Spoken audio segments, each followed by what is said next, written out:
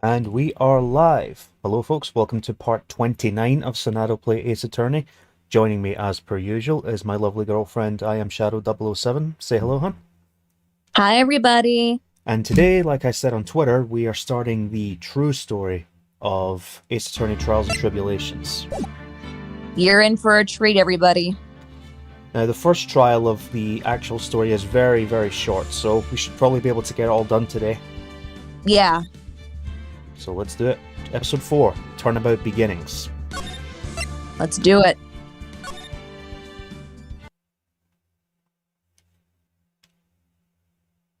The girl. Let her go.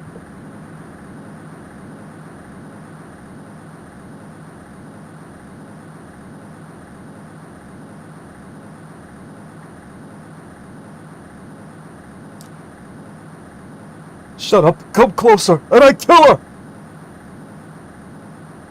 Sorry. But you're not going to get the chance.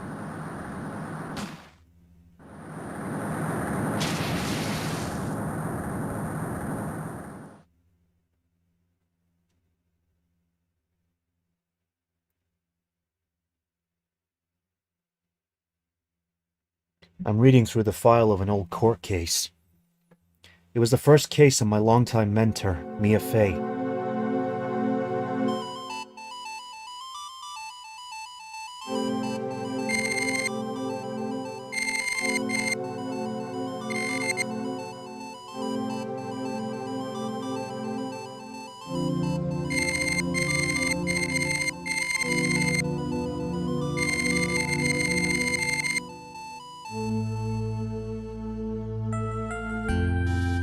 Her very first client was a death row inmate who had recently broken out of prison.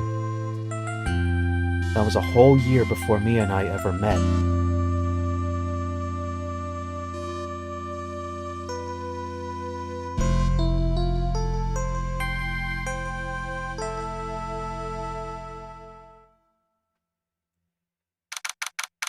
February 16th. In 2013? Yeah. Ugh, I'm so nervous. I feel like I'm going to die. I never should have accepted this case.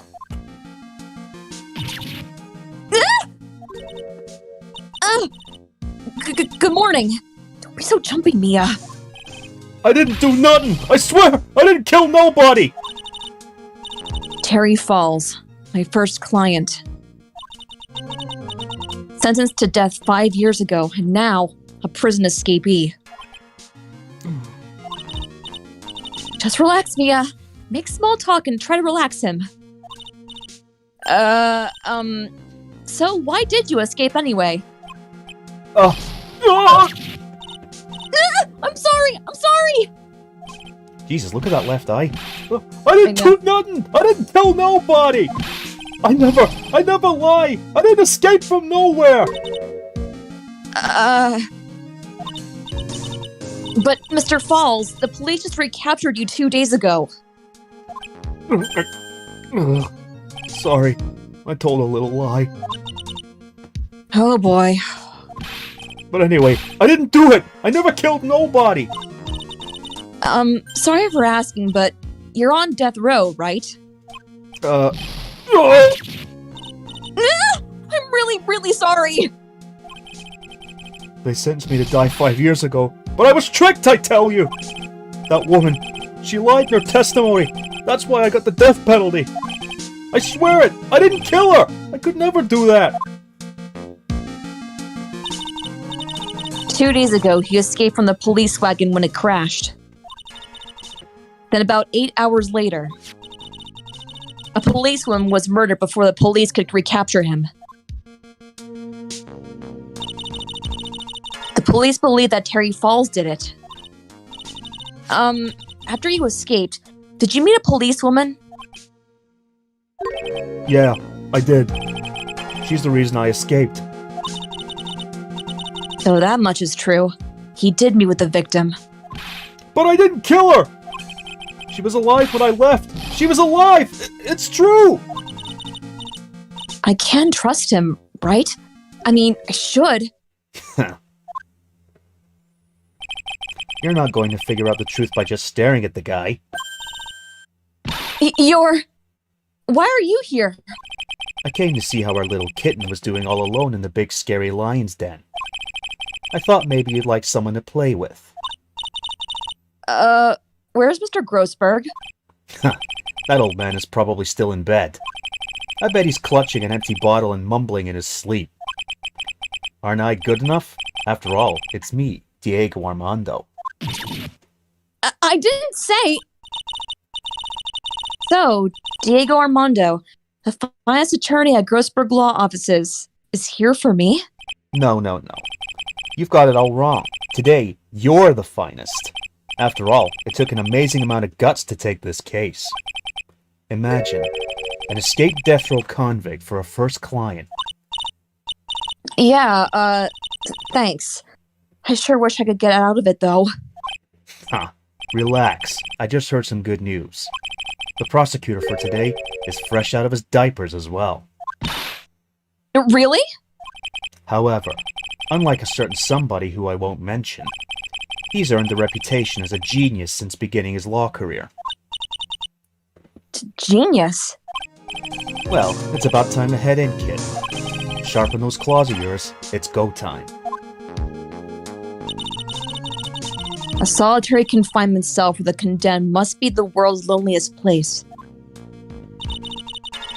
And that's what my client ran away from. Every other lawyer gave up on him, but not me. When I saw those overflowing eyes and heard that simple, childlike voice, I just had the feeling that he was telling the truth.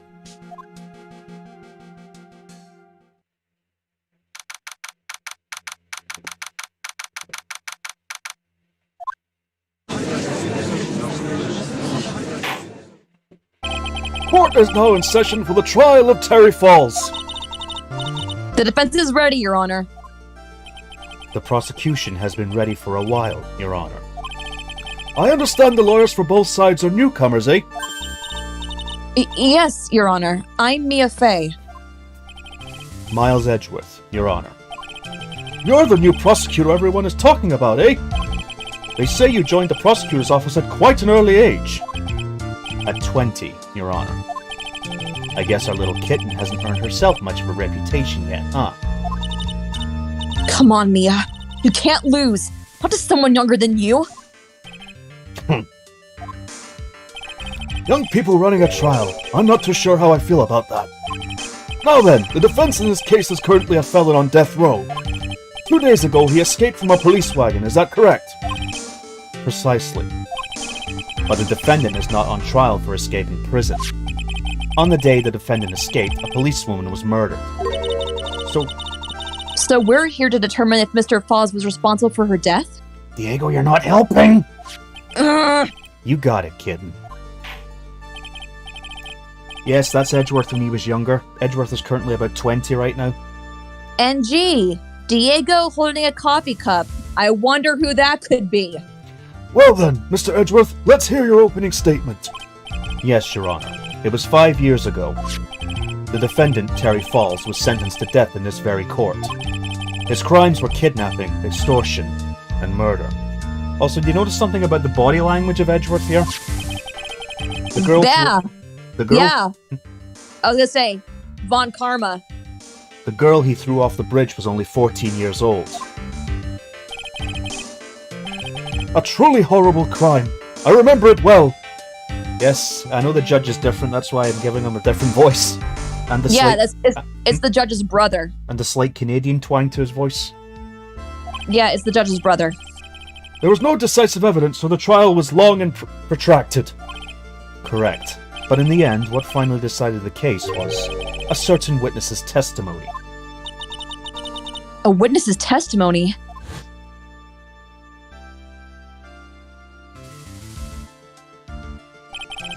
The testimony of Detective Valerie Hawthorne, the person who confronted this criminal. She arrested Mr. Falls at the scene and later testified against him. She said she witnessed Mr. Falls throw his young victim into the river.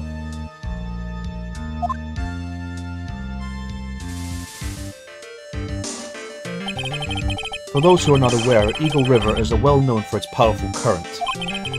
Most bodies that fall in there are never recovered. So Miss Hawthorne's testimony was the one that put him away. The policewoman you just mentioned, that wouldn't be... Exactly. The victim, the same woman that was killed 2 days ago. Police Sergeant Valerie Hawthorne. Aha! I see! The man who was sentenced to death based on her testimony escaped 2 days ago. With only one thing in his mind, to take revenge against the woman who convicted him. Aha! The truth is becoming clear to me now! Huh? Yes. It's quite obvious the defendant is guilty. There, trial over. I'm going to Tim Hortons. Oh, fuck off. Objection! Wait a minute, that's not right.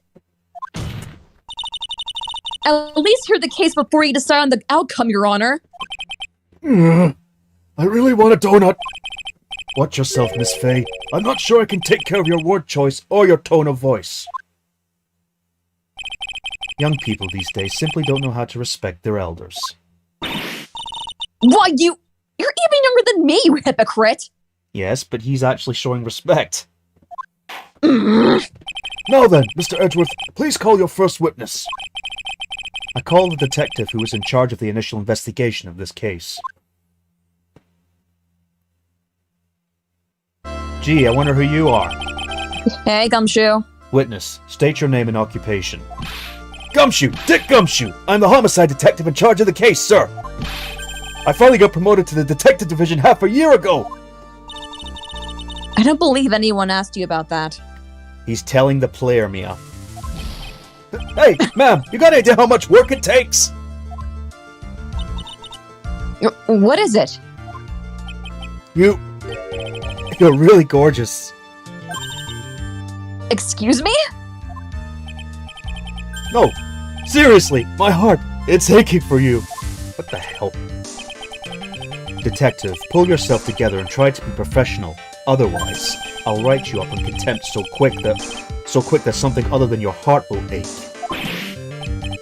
Okay, I got it. Now, detective, tell us about the incident. Yes, sir, right away. The victim was Sergeant Valerie Hawthorne, a veteran of the police force. She was stabbed in the back with a knife and died from excessive blood loss. That much is already stated in the autopsy report. The court would like to hear more details about the incident itself. Yes, sir, I got ya. Okay, let's take a look at this aerial map of the area here.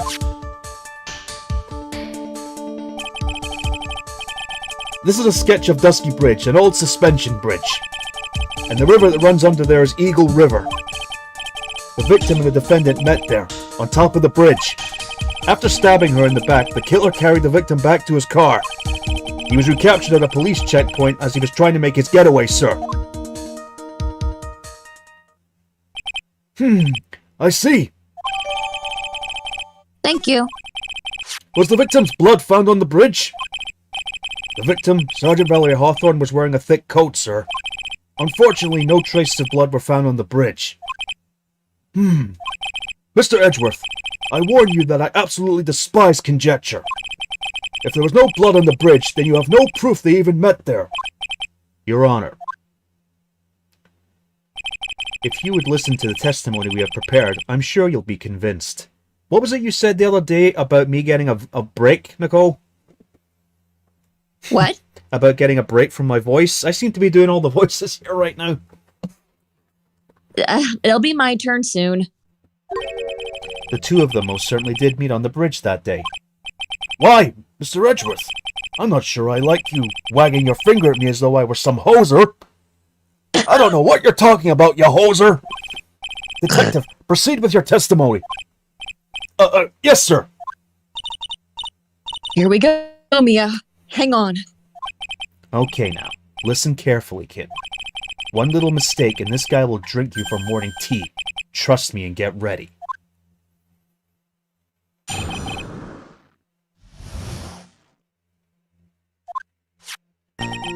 On the day of the incident, an unknown person phoned the sergeant and asked to meet. Sergeant Hawthorne went to Dusky Bridge at the designated time and met with Mr. Falls. And that's where she was brutally murdered, sir. The criminal stuffed her body in his car trunk and tried to make a getaway. Mr. Falls was arrested at a police checkpoint we set up at the base of the mountain.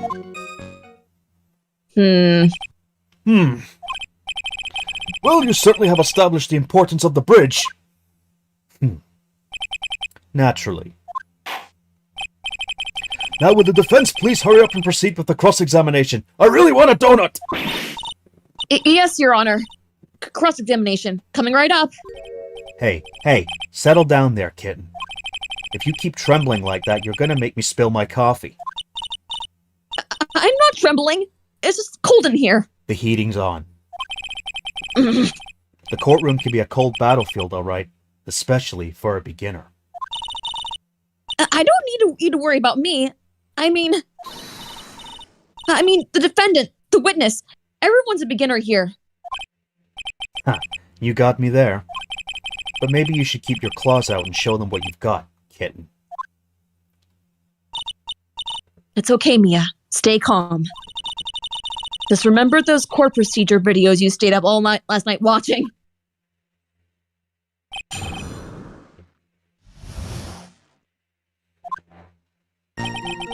Hold it right there.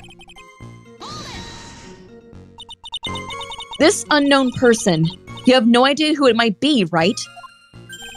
Sorry, but I'm afraid I do. What?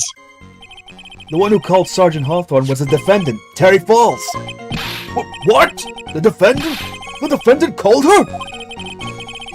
Sergeant Hawthorne was a very thorough person, sir. She left a note about her phone call with Mr. Falls. A note? Yeah, a top-secret memo that she left on her desk. Top secret, okay. Top secret, but left it on the desk? Okay. Alright. According to this note, it seems the one who called her to the bridge was indeed the defendant, Terry Falls. Whose pride was it to keep that note from me? The prosecutor, probably? Looks like the judge is even more sure of his verdict now. Listen up. Never ask a question if you don't already know the answer. It's the detective's fault. He's the one that said unknown person. Hey now, don't make that face at me! I just said it that way because the prosecutor told me to. Was that a trap? Yes. With that cute face, I didn't expect him to be so sneaky. Let's have a look. Well, let's have a look at that note. Don't present it, but let's take a little peek at that note. See what it really says. Shall we? Sure. Cause let's read it. Let's see what it says. Falls, 4:30 p.m. That bridge. Wear white scarf for identification. Talk to Dalia. Tell her this time. The whole truth must come out. So, go to the statement where he says stuffing her car in the trunk of a car. Hold it! Mr. Falls had a car then. Well, that bridge is way up the mountains, ma'am. The defendant and the victim both went up there by car. I mean, how else, right? What? You mean the defendant drove his own car? No, of course not. It was Grand Theft Auto. He stole it from a young couple that had been waiting at a red light. Yeah, it is Grand Theft Auto. Yeah. Car thieves. I'm not sure how I feel about car thieves. You're not sure how you feel about a lot of things, are you? Like brother. Is this guy sure how he feels about anything? This is a photo of the stolen car's trunk. Naturally, the body of Valerie Hawthorne is in there. Whoa, that doesn't look too comfortable. I don't think she's caring if she's dead, Judge. Yeah, I know, right? The victim. She was stabbed in the back, correct? Yeah. Huh. For some reason, men always seem to get stabbed in the back. We're talking about a woman here. You can tell from this photo. You can't tell from this photo, but the knife was stuck in her back, nice and firm. The condition of the body when it was discovered is very important information. Detective, was there anything strange or noteworthy in the trunk of the car?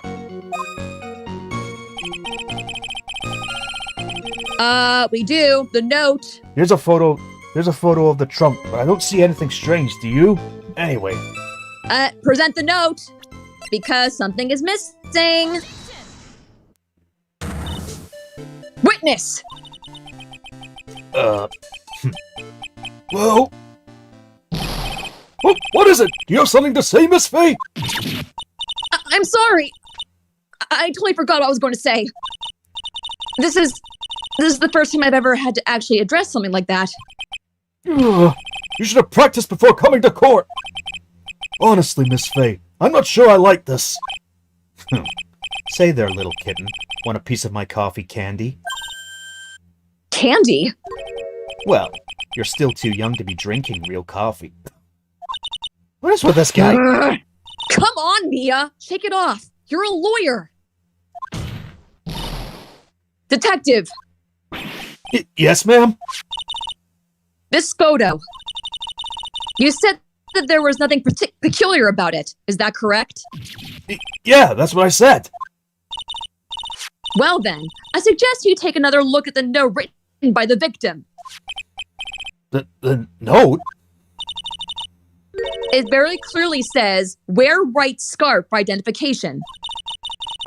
The caller must have forgotten what the victim looked like, thus the special request. I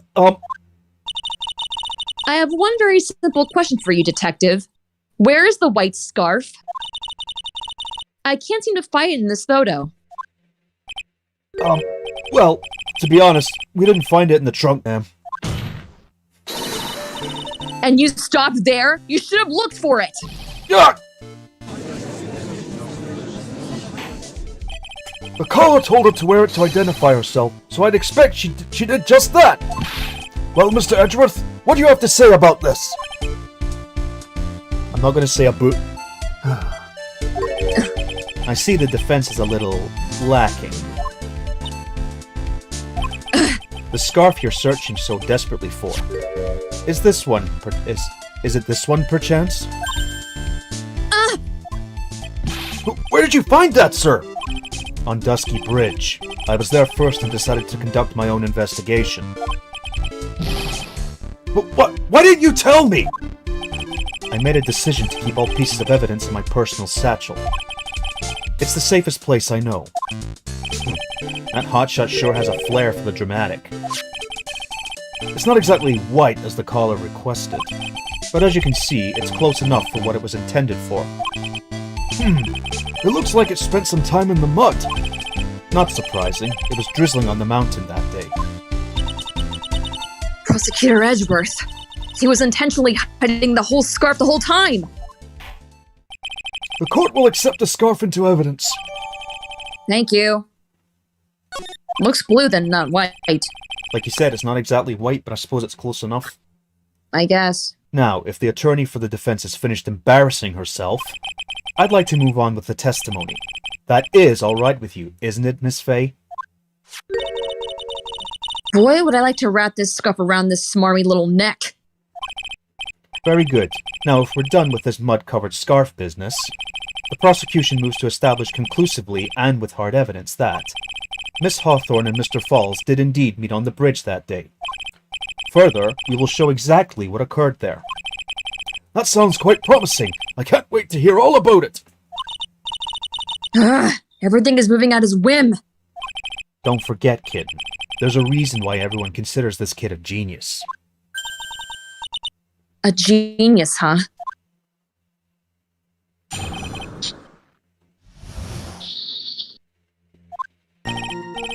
Actually, there's an eyewitness who was there when the incident took place. This photo was accidentally taken by the witness. It shows the Vic wearing the scarf, sir. It was drizzling that day, unfortunately. It's a little hard to see what's going on. Anyway, the criminal shoved the victim down from behind and stabbed her in the back. That must have been when the scarf fell off. Really? You said that the criminal shoved the victim down. Uh-huh. Looking at this photo, you really get the sense that the bridge is very high up. It's about a 40-foot drop from the bridge to the Eagle River down below. Mr. Edgeworth, who took this photo anyway? Let's just say it was a well-intentioned third party. Aha! A potential witness! So why isn't this person in the courtroom? Well, they said they absolutely did not want to testify. The person in question is very delicate, Your Honor. Besides, as long as we have this photo, we see no reason to compel them to testify. I'm not sure how I feel about that. Uh-huh. So as you can see, Terry Falls had both the motive and the opportunity. I think it's quite clear at this point what happened on that bridge. Aha! The truth is becoming clear to me now. Huh? Yes, it's quite obvious. He's clearly guilty. Not again! That's not fair! I haven't even done my cross-examination yet. What do you mean, I swear, you're paying for my coffee. Anyway, so you said the victim shoved her. Really?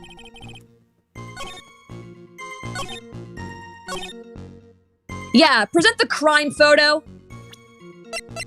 Objection! So at the time of the crime, there was a light drizzle coming down, correct? Yeah, and fog too. Just a generally soggy atmosphere. Well, I have evidence that doesn't go well with that soggy atmosphere. But this is a photo of the victim's body that was found in the car trunk. Considering the conditions at the scene of the crime, something isn't right. Well, by all means, please enlighten us as to what isn't right.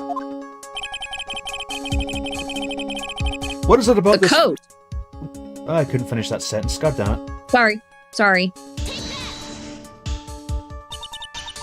Naturally, the answer is right here. The victim's coat? As far as I can see, there's nothing strange about it. That's exactly what's strange. Recall the testimony. What were the conditions on the bridge that day? It was drizzling and foggy. Dusky Bridge was all wet. If the victim really had fallen down to her stomach on top of the bridge, then the front of her coat should have been covered in mud. That's exactly right. The other day I fell in a muddy street and my gorgeous playoff beard was befouled. Objection. I do admit the crime scene was quite wet that day. However, that doesn't mean that the top of the bridge itself was muddy. If Your Honor had fallen in the shower instead of a muddy street, your glorious hockey beard, pride of the legal league, would be wet, but not muddy. Fortunately, I've yet to test that. Still, your point is well taken. Can you tell I'm Canadian, posers? Eh? Can you prove that the surface of the bridge was muddy that day? The scarf. The surface of the bridge, huh? A real man wouldn't stand for a taunt like this. Neither would a real woman.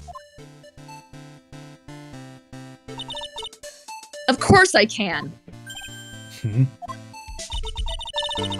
Here's the evidence that proves the surface of the bridge was muddy. The scarf!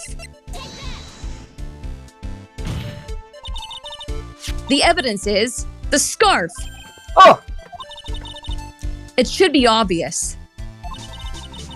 If the scarf fell onto the bridge and got this muddy, it means that the bridge was obviously covered in mud. No, I can't be outwitted by this novice bimbo. You're the one to talk! Hey, same to you, buddy. Miss Faye's assertion makes perfect sense to me. Objection. I do admit that there appears to be a contradiction between the condition of the victim's coat and her scarf. However, the real question is, why is there a contradiction? Huh? For every contradiction, there exists an explanation. Let's look at what the explanation in this case may be, shall we? All right. It's not like he's really giving me a choice here. You're doing pretty well for a little kitten. Mr. Armando. No matter what he says, a contradiction always comes down to a lie. It's either the victim discovered in the trunk,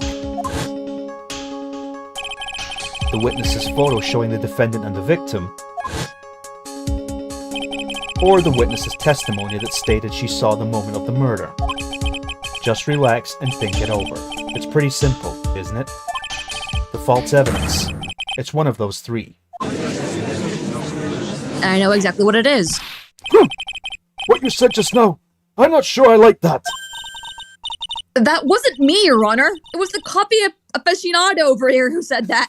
Hey. I'm just saying. Try tea for once. Tea sucks. How dare. The court is not in the habit of accepting false evidence, you know. Blame it on him, Your Honor. He's the one trying to slip false evidence into court. But we won't let him. We'll expose his evidence as the flimsy scam it really is. Yes. The false evidence in this case is the witness's testimony.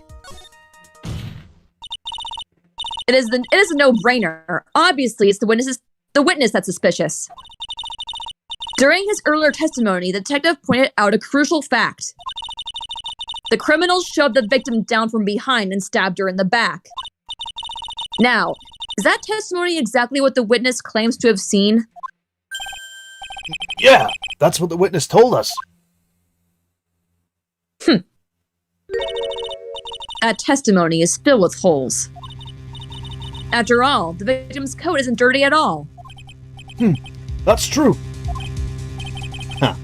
It's not just true, it's the truth.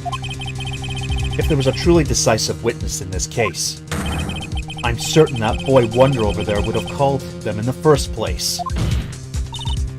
Your Honor, the defense requests to cross-examine the eyewitness. The testimony presented so far is not only vague, but contradictory as well. Well, Mr. Edgeworth, it appears that we'll need to hear from your mystery witness after all. You should brace yourself for the brutal truth. What? Your Honor, the prosecution has no intention of hiding the witness from the court. We are prepared to present our witness at any time. Very well. Please bring forth your witness at this time. What Mr. Edgeworth said kind of worries me. What does he mean by the brutal truth?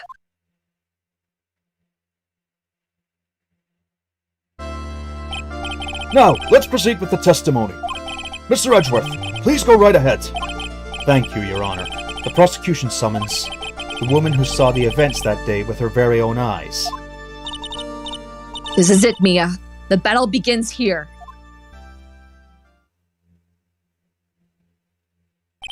Witness, what is your name and occupation?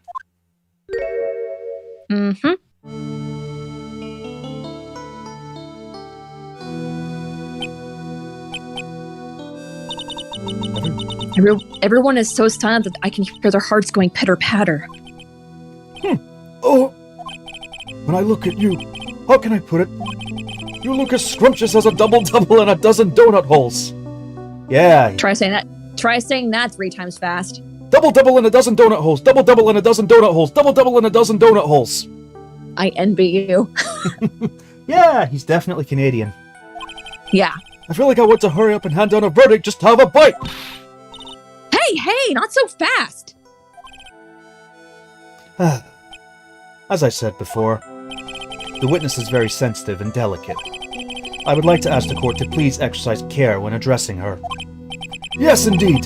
Thank you, Mr. Edgeworth. You are a true gentleman. More like a true simp. Miss Faye, you could learn a lot from this man. If he's such a gentleman, he sure doesn't act like one to me. No, he does not. Nope. Sir? Yes, my dear? This is my first time, so I'm sure I'll make a lot of mistakes. There's a double meaning in that. Ugh, that's what she said. Anyway, I just wanted to say I'm sorry for all the trouble I might cause. Not at all! It's no trouble at all! Now then, may we please have your name and occupation? My name is, Melissa Foster. What? Bullshit! I'm a college student, a freshman in the literature department. You were on the scene when the unfortunate event occurred, correct? And you were the one who took this photo? Is that accurate? How can you be so mean? Now see here! What are you doing shoving that in her face like that? Huh? But it's just a photograph. It's not like it's something dangerous. Next time I'll be forced to penalize you! Uh-oh. I don't like the turn this has taken. Huh? Is she staring at me? And you would be? Huh? I'm the defense attorney. My name is Mia Fey. I see. So you are. Now then, young lady, could you please give us your testimony? Yes, Your Honor. I'll do my best.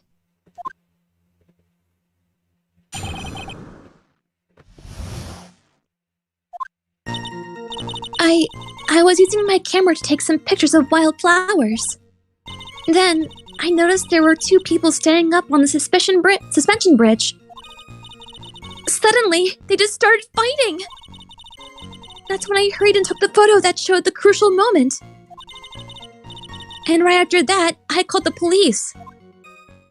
Crucial moment, huh? By the way, where were you standing when the incident occurred?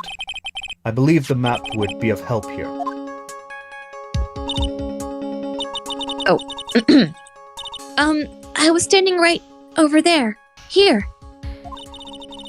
I was standing in a beautiful field, surrounded by tall cliffs. So you took the photo from that location, eh? I brought the camera I was using at the time, just like Mr. Edgeworth asked me to. Ho ho ho! What a cute camera! Just like its owner! Alright then, Miss Fay. Time for your cross-examination. But I warn you, make the witness cry again and you'll feel the wrath of my gavel. Yeah, you witnessed a crucial moment, huh? We got something that says otherwise. Yeah, present the witness's photo. Objection!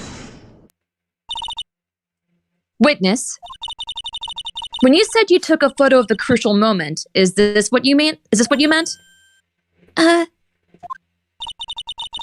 All I can see in this photo are two people facing each other. You testify that you saw the two of them start a fight. Normally, that's the kind of thing we would refer to as a crucial moment. Why haven't you presented a photo like that? Well, you see... The photo was the only one there was. But if you really wanted to capture the crucial moment, then what happened next? You must have taken a photo of it.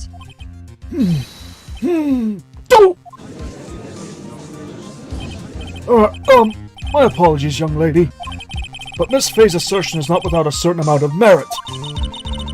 He can certainly downplay a situation, can't he? I'm sorry. I'm a very bad girl. You have No idea. kidding. I used it all up. The film, I mean. You ran out of film? This photo was the last one. What? Unfortunately, that is the truth. I personally examined all the photographs she took that day. All the other photos are of the witness herself playing among the wild flowers. The witness herself? Then who took the photos? Well, you see, my camera has a timer feature built into it. So you took photos yourself? Yeah, it's called a selfie, Mia. I remember taking some photos of myself once too! Please, no details. Seriously? What? Is he naked and covered in maple syrup? Oh my god! With donuts wrapped around his dick and then covering himself in coffee?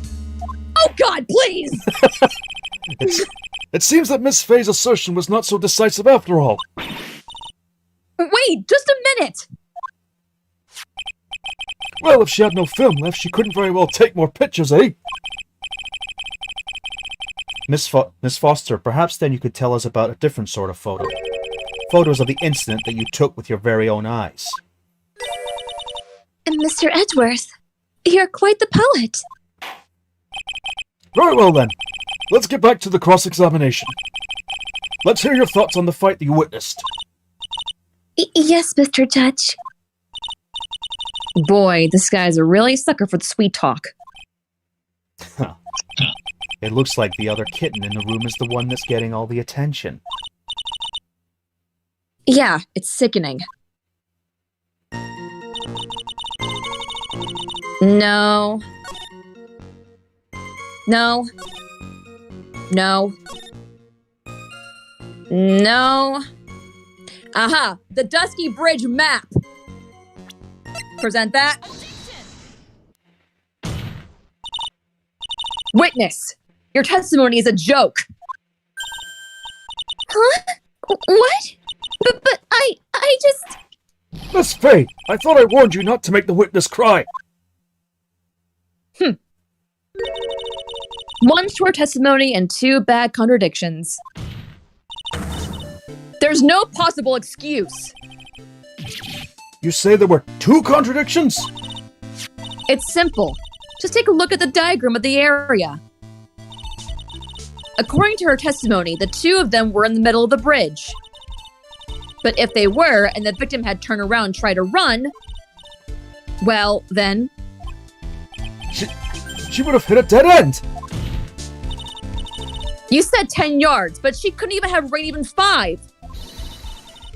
Because Dusky Bridges collapsed on that side.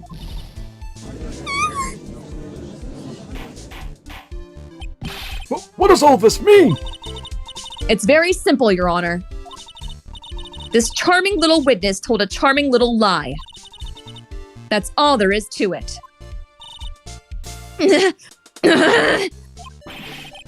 This beautiful young lady has been lying to the court? Objection. Just a moment, Your Honor. Mr. Edgeworth! Your Honor, allow me to personally apologize for the confusion. What do you mean? There's one major mistake in this diagram. What did you say? Are you deaf? What are you referring to?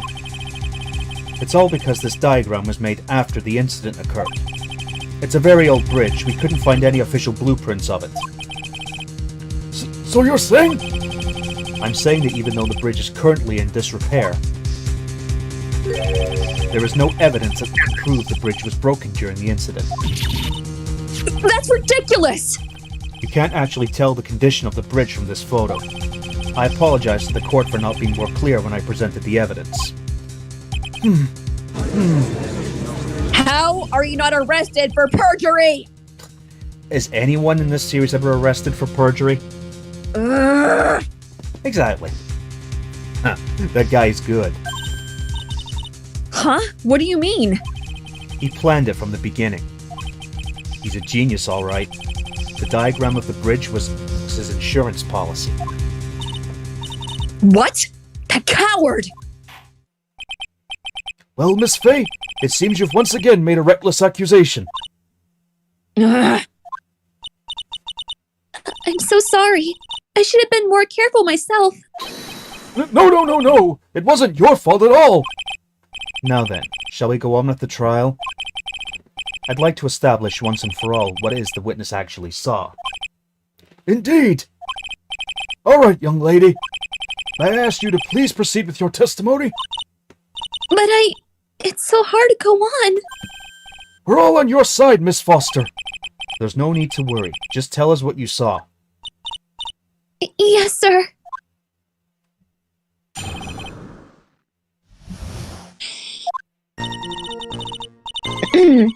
After he stabbed her in the back, he quickly picked her up in his arms. Then he carried her over to the car. I suppose that was the only way he could make sure the body stayed hidden. Really? He couldn't just leave the body on top of the bridge. Oh, I'm sorry. I'm only supposed to talk about what I saw. Witnessing such violence must have been difficult. Yes, sir. I'm still shaken up. If he accepts this testimony as it is, we're finished. Don't say that! Oh well, maybe I'll stop off at my favorite cafe on the way home. They make a really great mocha latte. This trial isn't over yet! That's what I like to hear. All right, Miss Fay, your cross-examination, if you please. The contradiction is staring you right in the face, Mia. Go on the attack! You thought that was the only way you could have carried the body, huh? Really? The Dusky... No, go back. Dusky Bridge map, if you please. A killer not wanting his victim to be found, I can understand that. However, the idea of moving the body for that purpose is clearly odd. There was a much easier way to make sure the body wasn't found. Well, what is it? Take another look at the map of the area and you'll see how. There's a river right below the bridge. Earlier, Mr. Edward pointed out something interesting about the river. For those who are not aware, Eagle River is well known for its powerful current. Most bodies that fall in are never recovered. Ah! In the kidnapping case 5 years ago, the victim's body was carried away and never found.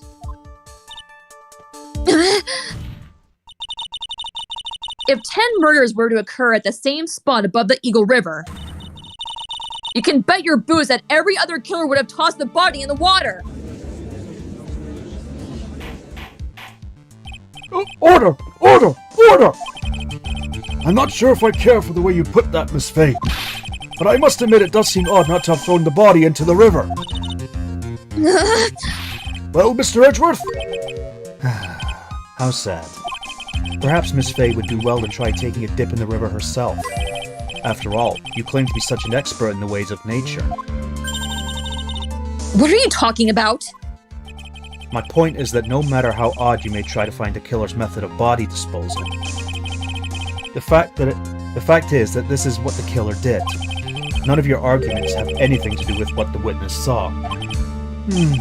Quite true. Miss Fay, it seems that your assertion is without merit after all. Objection! Oh, fuck me. But what the witness claims to have seen is totally ridiculous! Objection. Surely you can't deny that that body was found in the trunk of the car. That's certainly consistent with what the witness has told us. Ugh. Please, witness, go on with your testimony. I'll try. All you have to do is tell us only what you saw. Otherwise, this mean lady might yell at you again. Who is he talking about? Take a wild guess, Mia. Took the words right out of my mouth. All right, I'll do my best.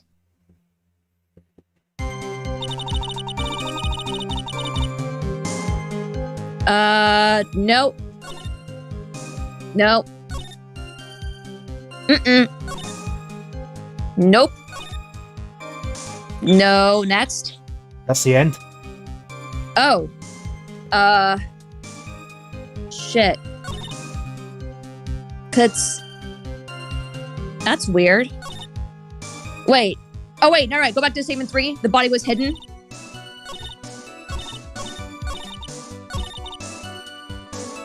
It says, like, I suppose there was only a way that the body was hidden. There. Oh, like, okay. All right, the witness's photo. Sorry, I was confused. Well, Miss Foster, it looks like you've done it this time. Huh? Done what? Made a crucial mistake. A crucial mistake? Like what, Miss Fay? The killer broke into the trunk of the stolen car and hid the body in there. You're saying you saw that, right? With your very own eyes? Yes, and? It's simple, Miss Foster. Take a look at the diagram. The place you claim to have taken the photo from that day is here. Do you see what I mean? Even if you try to see the car, this outcropping of the rock is directly in the way. That's right, Miss Foster. From where you were standing, you could not have possibly seen the killer's car. Objection. I admit that the diagram shows a large outcropping of rock. However, it isn't so tall that it would stop her from seeing the car. That's right! It's not high at all. I was able to see his car just fine. I'm so sorry, but that just doesn't wash. Huh? I believe it was the witness who presented this as evidence to the court, yes? This is the location that the photo was taken from. Your own photo tells the whole story. You can clearly see the left side of the bridge. But the outcropping that is being referred to is really more like a cliff. Oh! Your view should have been completely cut off by this cliff. But still you claim to have been able to see the killer's car. No!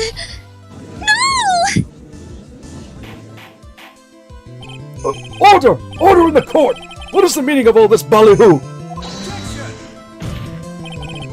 Your Honor, don't jump to any hasty conclusions. The fact that the escapee fled in a stolen car was reported on the news. After witnessing a murder, I'm sure you can appreciate that the witness was very upset. She must have heard about the stolen car and convinced herself that she saw it. Objection! But she was repeatedly warned before starting her testimony. She was told to testify only about what she saw with her own eyes. Oh! Oh wait. That's you. Mr. Judge? What is it?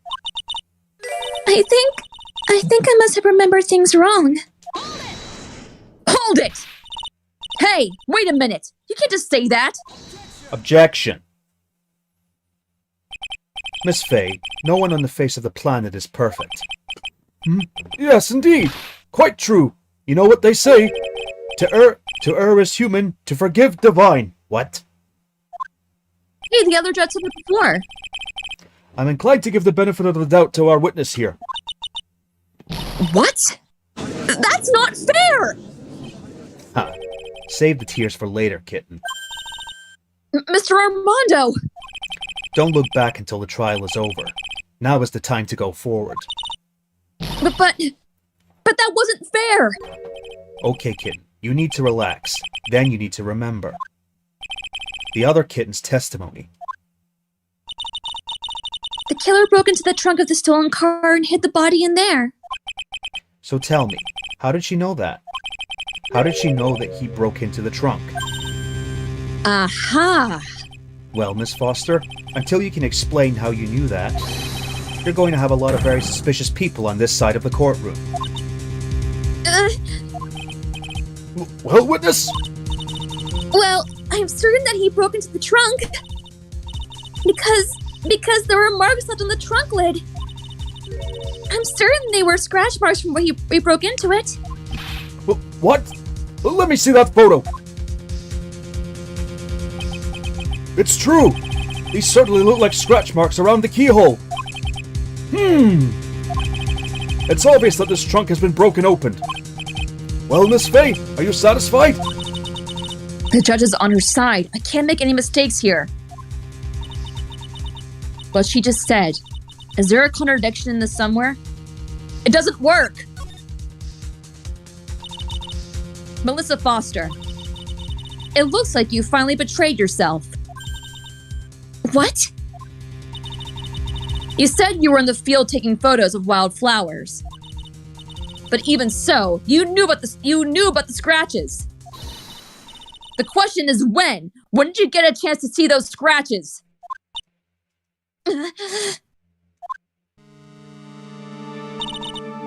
Finally. I finally got her. I'm getting pretty tired of waiting over here. Then perhaps it would be faster if Miss Faye explained herself. Your Honor, there's only one possible explanation. The reason the witness had seen the scratches was she put the corpse in herself. There's only one way that the witness had the chance to see those scratches. Yes? What is it? Naturally, when she opened the trunk and stuffed the corpse in herself. The person who really hid the body in the trunk of that car was Melissa Foster. It was you that did it, wasn't it? That's ridiculous! I could never! It was the man in the prison garb! He's the one that... I don't think so, Miss Foster. If Mr. Falls had been the one that put the corpse in the trunk, he would have simply used the car key. There was no need to break it open. But he stole the car! He stole it from a young couple that had been waiting at a red light. And so the keys would still be in it. Yep, which means that the key would have still been in the ignition. Oh, I see. Thank you for telling us about the scratches, Miss Foster. Without that, we never would have uncovered the truth. That it could have been Mr. Falls that put the body in the trunk.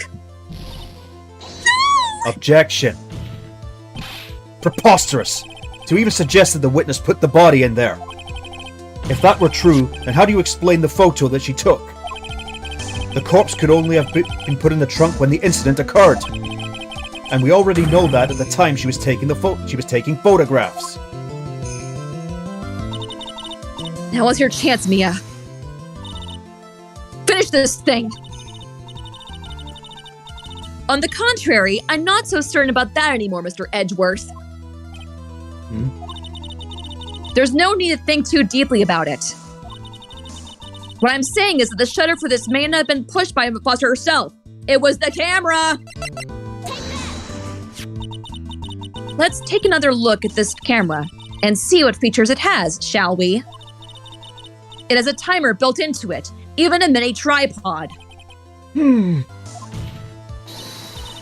Why? It's almost as if she had brought this camera just to take this picture. Objection. What are you trying to say then, Miss Faye? That when the crime occurred, Miss Foster wasn't in the field as she claimed? Well, if she really did use the camera's auto timer, then the answer is yes, she was somewhere else. Exactly. She was not in the field. What would the defense please explain further? Listen, this is a crucial point. Where was Miss Foster when the incident occurred? In answering that question, we'll also make clear Miss Foster's true identity. Well then, please answer the question. Where was Melissa Foster when the incident on the bridge occurred? The Blue V, where Valerie Hawthorne was. Take that! Naturally, the witness was right here. But that's where the victim, Miss Hawthorne, was standing. Order! Order! Order! Miss Faye, what on earth? Your Honor, if I may. After parting with the victim on the bridge, the defendant fled by car. But this would mean that there was no time to put the victim in the trunk. In other words, if someone put the body in the trunk, it could have only been before the defendant met the victim. Objection. How asinine. Of course Mr. Falls met with the victim.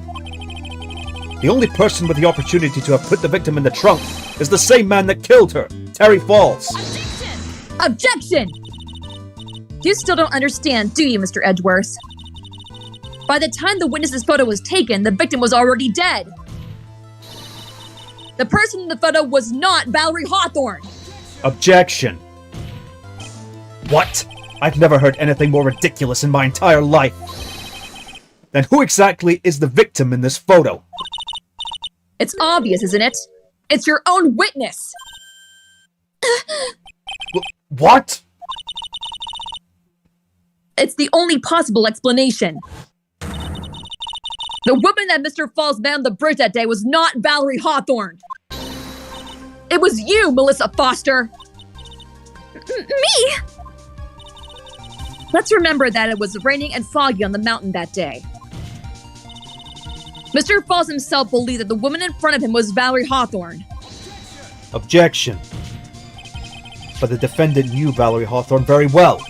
After all, she was the woman whose testimony helped get him convicted. Objection! But since then, my client has spent 5 hard years in a federal penitentiary. He couldn't remember exactly what she looked like anymore. You're just making this up as you go along. Where's your proof? I've got it all right here. This piece of evidence will blow this case wide open. At the time of the incident, Mr. Falls had forgotten what Miss Valerie looked like with a scarf. Take that!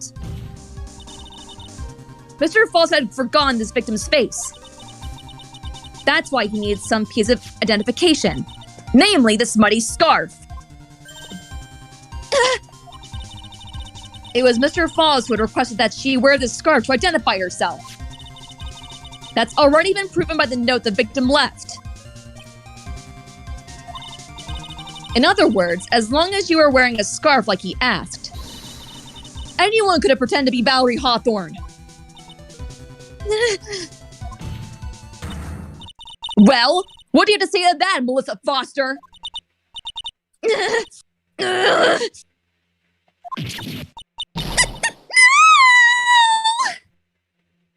My ears. Sorry.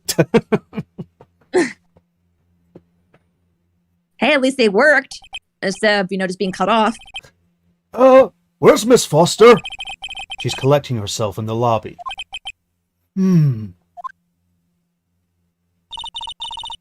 It's obvious that Melissa Foster did it. She hid the body in the trunk and disguised herself as the victim. She set up the camera to snap a fake photo of them together. The only question is, why did she do it? Well, isn't that obvious? She's the real culprit. Well, we'll have to wait for Miss Foster to compose herself before we start again. Until then, this court is in recess. The defense and the prosecution are to both wait in their respective lobbies. Yes, Your Honor. Understood. Very well, this court is in recess. Now, if you'll excuse me, I'm going to Tim Hortons. Hey, Tim Hortons stuff is good, believe me. They came to the UK a couple of years ago. I see. They're Isn't this called- trial exciting so far, you guys?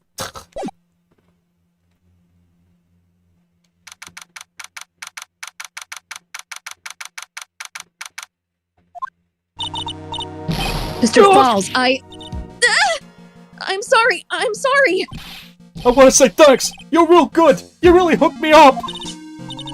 Thanks. We're almost there. Once I prove that she's committed the crime. Yeah, but there's one more big obstacle we've got to get past. Obstacle? Yeah, motive. Why would Melissa Foster kill that policewoman anyway? Motive, huh? Anyway, we're still badly in need of information. Information. Right. What we need the most is info about this Melissa Foster herself. All we know is that she's a student studying literature. And one more thing. What is it? Well, the incident that happened 5 years ago, of course. The kidnapping murder case that Zebra Boy is on death row for. I didn't do nothing! I didn't kill nobody! I never lie! Mr. Falls, in that case, tell us more about it. About what happened 5 years ago. Okay, I trust you. That day, 5 years ago, I dream of it every day. This picture, it reminds me of everything. Bridge looks same, just like then, 5 years ago. Like it could fall apart at any minute. So it's been broken like that for the last 5 years. Huh. Sorry, buddy, but you sound like the one that could fall apart at any minute. It's true. I did kidnap her.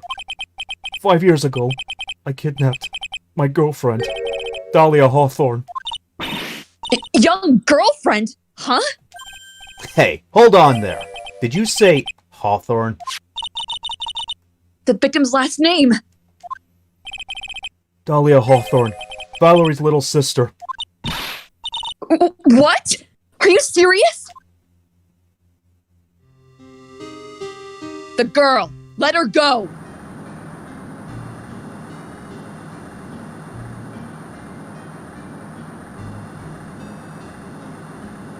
Shut up! Come closer, and I'll kill her!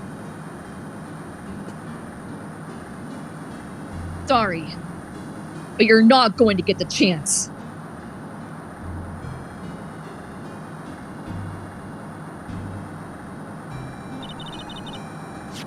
The detective back then was Valerie Hawthorne.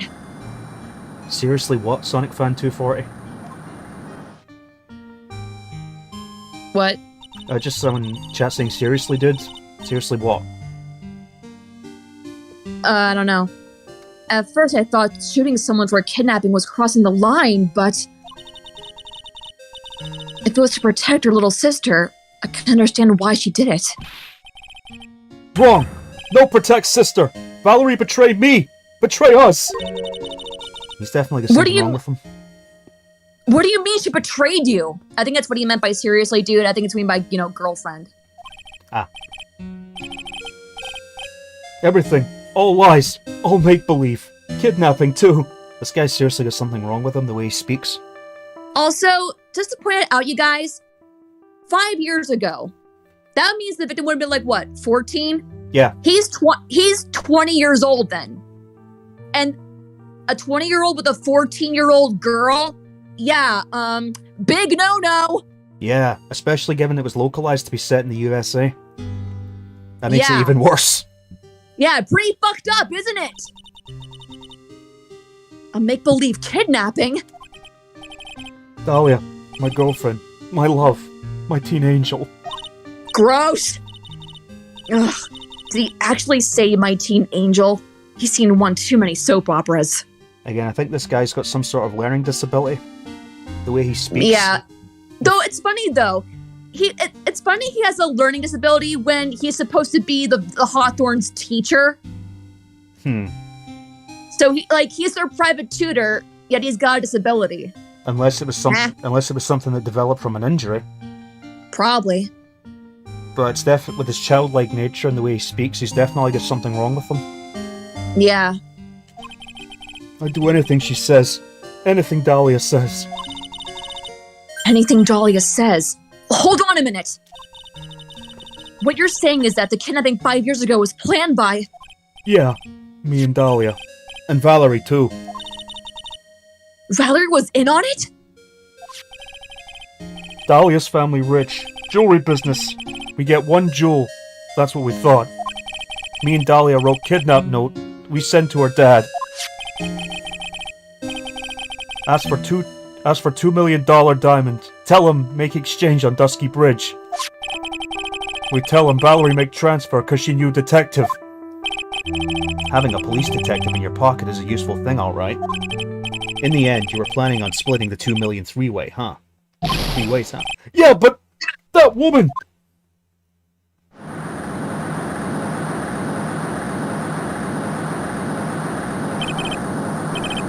That woman, Valerie, she'd do it for real.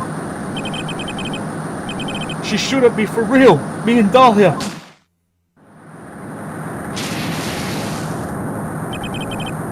I was shot in the arm. Dalia, she jump in river.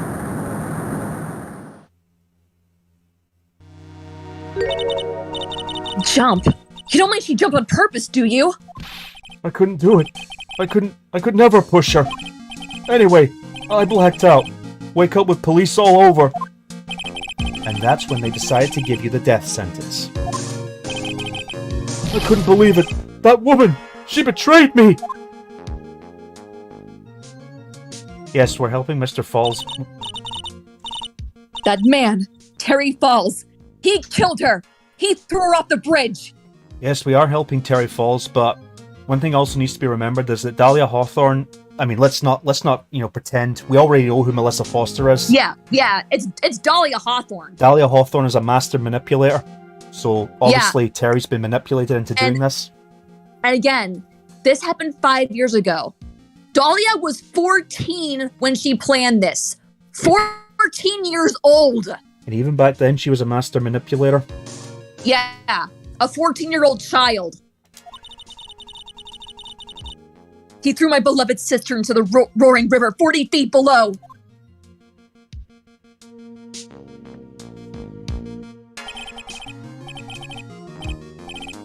These 5 years. All I wonder is, why? Why? Why? Why? Why did she lie? That's all I want to know! So that's why you called her. You wanted to hear the truth from Valerie herself. Yeah, but I forgot what she looked like, so I tell her to wear a scarf. I don't want to hurt her. Just ask why. Why? Why did you lie? Why did you betray me? I just want to hear answer come from her mouth. That's all. So that's why. That's why you made a crazy escape like that. Just one thing, Zebra Boy. My senses are tingling all over. Tell me, Mr. Falls, where is it? Huh? Where's what? Come on now, kitten. The ransom. The $2 million diamond. Remember that now? Did you give it back to Pops? Did the police take it? I don't know. Huh? You don't know? No, really. I don't know. It's gone. With Dalia. Bingo. With Dalia.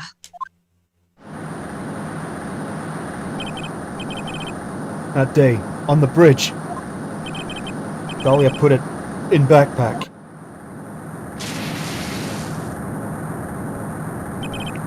Now gone with Dalia. Gone. Forever. Into Eagle River.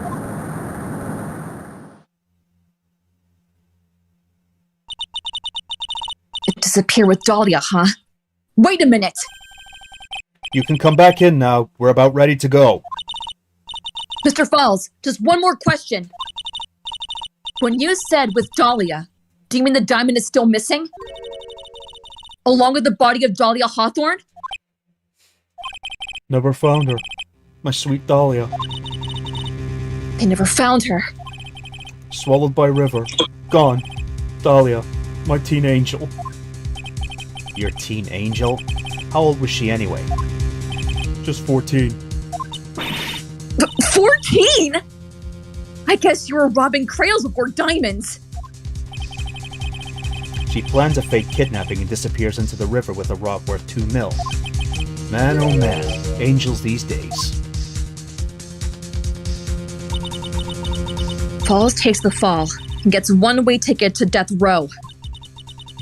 Is Dalia Hawthorne an angel, or is she really a... It's time, kitten. It looks like we have a few more aces up our sleeve now. You bet. Thank you. Thanks. You know, I find it kind of funny. If the Hawthornes were the daughter of a really rich jeweler, why couldn't they say, "Hey Dad, can I borrow $2 million?" Not exactly something you go up and ask, you know? But they're stinking rich though. It's like... Ruin the plot? I guess. The training wheels come off now, Mia. You've got to strike while the iron is hot. That's one of my rules. Remember it.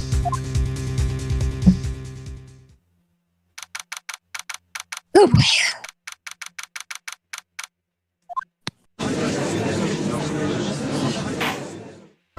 Now then, let's continue with the trial of Mr. Terry Falls.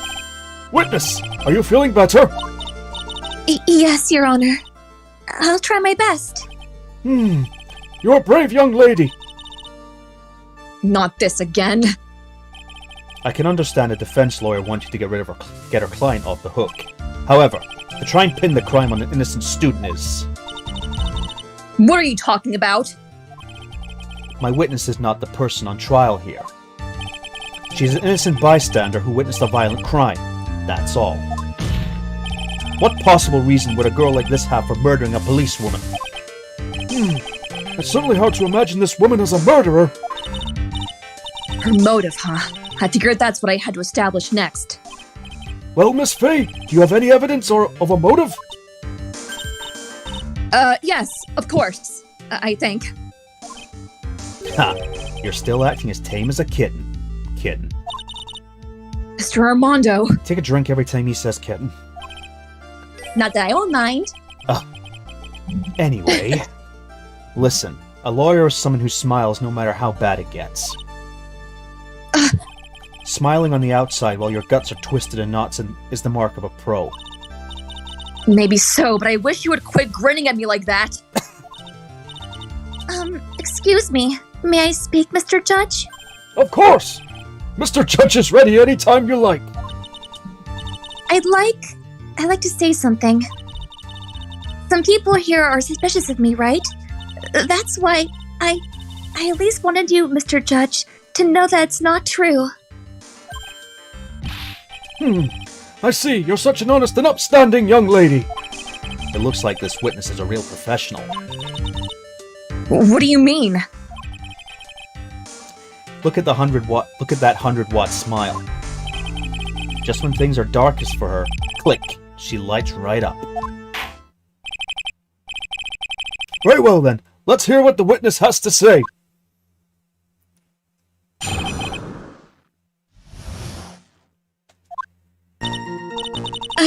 I was out of the country until a year before last.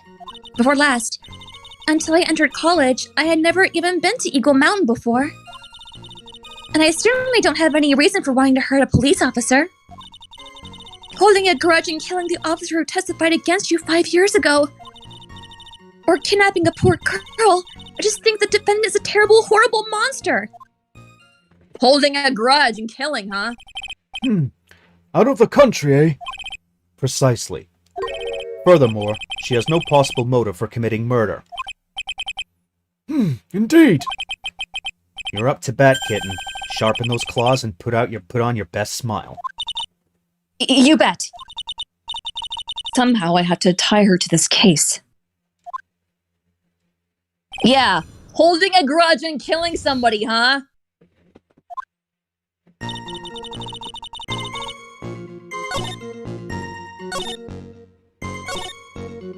Hold it! A grudge? Well, the policewoman's testimony was crucial, wasn't it? Crucial in getting the defendant sentenced to death. Yes, and that's precisely why he harbored such deep anger against her. So much anger that he forgot his own guilt. Objection! My client has always maintained that he's innocent of those charges. He seems rather forgetful. Your client, I mean. Not only did he forget about what he did, but he forgot the poor policewoman as well. What do you mean by that? Your client. He forgot what the detective looked like, right? It's too bad for her that he didn't forget about her testimony as well. Well, she's right about that. Mr. Falls is kind of forgetful. Press harder. You said he forgot what the detective looked like. What do you mean by that? Well, he couldn't tell what she was without some kind of identification, right? Quite right. That's why the victim was wearing a scarf as identification. Why, if I had been wearing a white scarf that day, then he probably would have tried to kill me. That's true. He's clearly a bitter man. This is bad. Mr. Falls' reputation, it just keeps getting worse and worse. I'd say he's more bitter than Tim Horton's dark roast. Oh my god!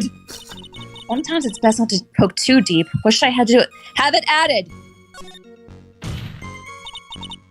Your Honor, what the witness said just now was tremendously important. I'd like to add to the official testimony.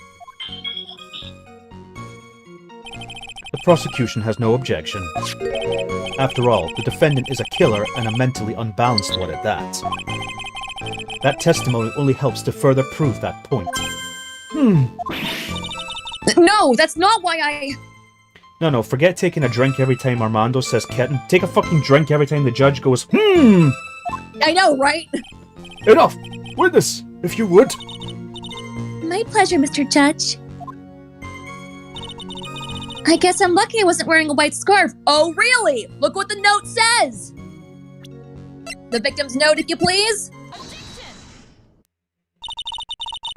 It's true Mr. Falls did give instructions to Valerie Hawthorne about the meeting. The note that she left said, "Wear white scarf for identification." Yes, what about it? Isn't it obvious? Doesn't it strike you as odd?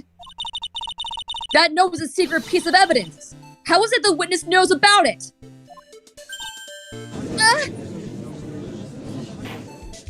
Order! Order! It is odd, isn't it? Well, Mr. Edgeworth, did you show top-secret evidence to this witness? Your Honor, I certainly never gave anyone permission to do such a thing. In that case, the only way the witness could know about the note would be... Just a moment. Of course I didn't know about the note. It's just, I saw it when it happened with my own eyes. When the victim went to see the killer, she used her own scarf to signal him. That's why I assumed that the signal was a white scarf. I suppose that makes sense. Come on, Mia. You can't let her weasel out of it that easily. On? Sorry, my controller acted funny though. Witness, sorry, but your explanation isn't going to work here. But why? It's true. That's what I saw. Impossible. There's no way you could have seen the victim use a white scarf. Oh yeah, that's right. That's impossible. There's no way you could have seen the victim use a white scarf. Yeah, because look at the scarf. Yeah, did Mia set in a pin there? Her voice became so high. Sorry. You said several times in your testimony that the victim was wearing a scarf. A white scarf, correct? Yes. Is something wrong? That's what I'd like to know, Miss Foster. Have a look at this. It's the victim's scarf. I'm sure people would disagree about this color. However, it certainly is not white. You knew what the note said. She knew the contents of the note? No! Sounded more like the judge there. No! It says, wear white scarf for identification. That's the reason why you said it was white.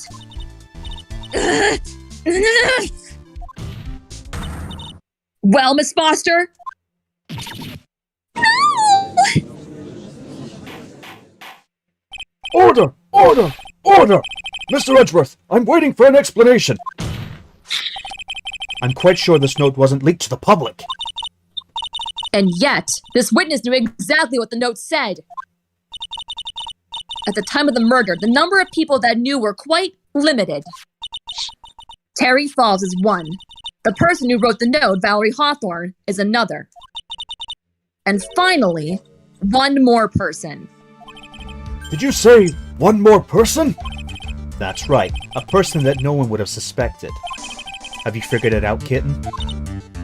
Yep. The third person that had the contents of the note was Dalia Hawthorne. Take that! And that person is Dalia Hawthorne. Dalia Hawthorne? I've never heard that name before. Look at the victim's note. This is what it says. Talk to Dalia. Tell her this time.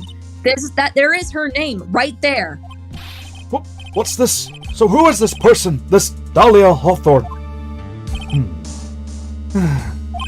Miss Faye must be desperate if she's trying to bring the dead back to life. The dead? Dalia Hawthorne was the victim's deceased younger sister. She was killed in a crime 5 years ago. Killed in a crime? You don't mean... Yes, she was kidnapped and killed by Terry Falls. Objection! You said she was killed, but was she really? What are you implying? Of course, people thought she had died 5 years ago, when she fell off Dusky Bridge and was lost in the Eagle River. However, her corpse was never found. She was declared legally dead 5 years ago. As far as the law is concerned, Dalia Hawthorne is officially dead. Objection! But the fact remains that her body was never recovered. Dalia Hawthorne was 14 years old 5 years ago. If she were still alive, she would be 19 now. Melissa Foster, I believe that's the same age you are. Objection! Even you couldn't. Miss Faye, you're not saying...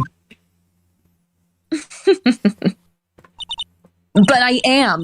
That's precisely what I'm saying. This witness before us is the girl that was kidnapped and killed 5 years ago. This girl is in fact Miss Dalia Hawthorne. What? Ha, nice work. That was like tossing a grenade into a three-alarm fire. But unless you can tie all the loose ends together, you're nothing but a hit-and-run arsonist. I understand. I think I understand? It's a metaphor. If I can expose her true nature, I can turn this whole case on its head. Now is my chance to make Mr. Edgeworth squirm. I believe US law requires 7 years for someone to be declared legally dead. Yeah, but remember, this game was originally set in Japan, Angry John. Yeah. I suppose given the timeline, it's not really something they could rewrite. No. Witness, just who are you anyway? I'm... I didn't think it'd come to this. That's enough. You don't have to say any more, witness. Yes, I understand. What? Mr. Edgeworth, explain yourself! Your Honor, I have an admission to make. I honestly never thought the defense would pursue the matter this far. You don't mean... Yes, the prosecutor's office isn't filled with fools, you know. Naturally, we conduct full background checks on all of our witnesses. What did he say? Ha! It looks like the kid knew. He knew her true identity from the get-go. No way! But then why? If you hadn't revealed her secret, he wasn't going to say anything about it. All he wanted was her testimony, so he made a little trade. Let me introduce you to the victim's younger sister, Miss Dalia Hawthorne. There it is. But I thought she died 5 years ago! We thought so as well, but, well, as you can see. Why? Why did she hide her identity for 5 years? That has nothing to do with the current case. She was merely an accidental witness to a crime. Objection! Accidental? I don't believe that for a minute! For the last 5 years, she's been playing the role of victim.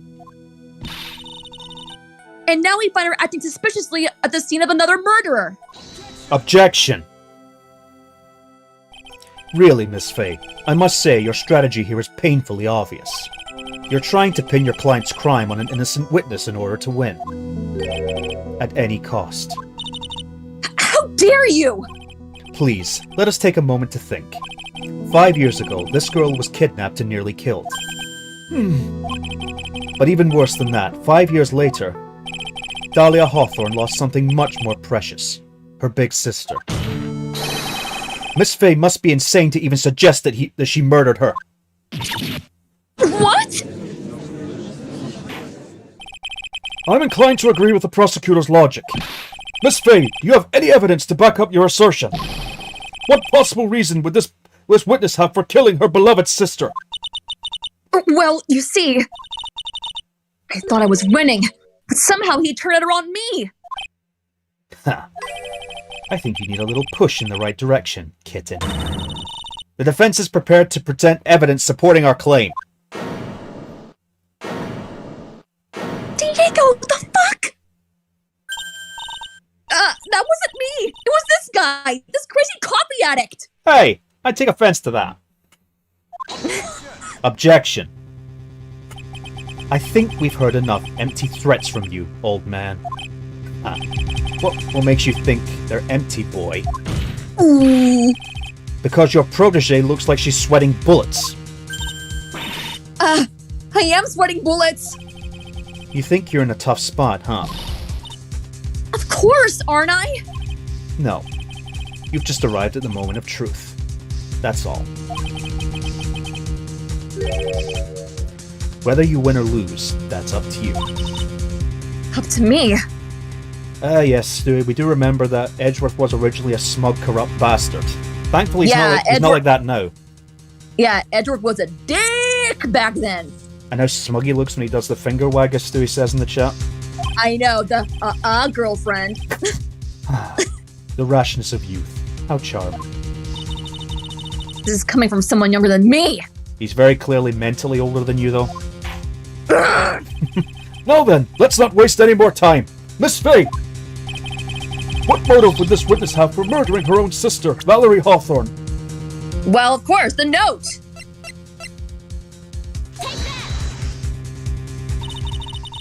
The story starts after Terry Falls escaped. He called Valerie and told her what he wanted to meet. This is the note she left. It says, talk to Dalia. Tell her this time. The whole truth must come out.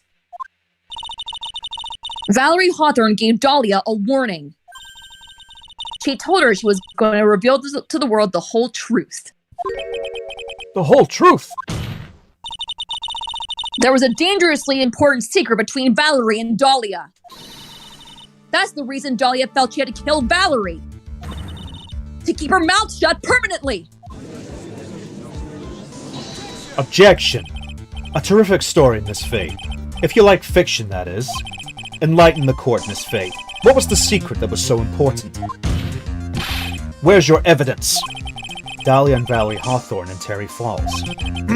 There's only one important secret that connects them all. Oh yes, I know this secret. Your Honor, the defense would like to request further testimony. What testimony? Regarding the kidnapping 5 years ago, we believe it will explain a lot of things. Such as the nature of the important secret between the Hawthorne sisters. Very well. I'll grant your request for further testimony.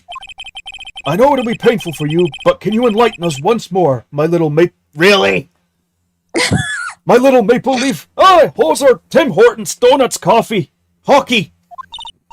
Montreal Canadiens are better. Hey! Yes, I'll try, Mr. Judge.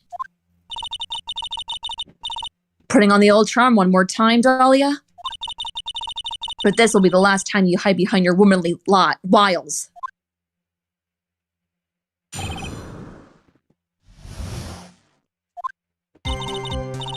"5 years ago, I was kidnapped by Mr. Falls.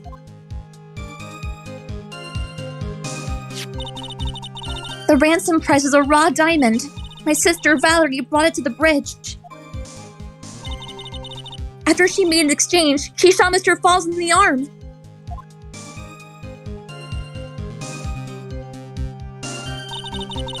That's when Mr. Falls tried to kill me by shoving me off the bridge from behind. Oh, really? I survived, but I was afraid I might be kidnapped again for my family's money. So I decided to change my identity and start a new life.